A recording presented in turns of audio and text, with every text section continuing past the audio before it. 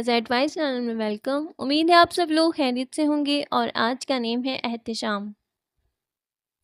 एहतिशाम नाम अरबी ज़बान से लिया गया है और ये एक मुस्लिम बॉय नेम है और ये इस्लामी नामों में शुमार होता है। ये एक ऐसा नाम है जो इज़्ज़त, अज़मत और बावक़ार शख्सियत को ज़ाहिर करता है। एहतिशाम नाम के बहुत सारे मायने हैं उर्दू में और इनमें से सबसे प्यारे मायने हैं वक़ार, शान व शौकत, इज़्ज़त व अज़मत, बावक़ार अंदाज में रहने वाला।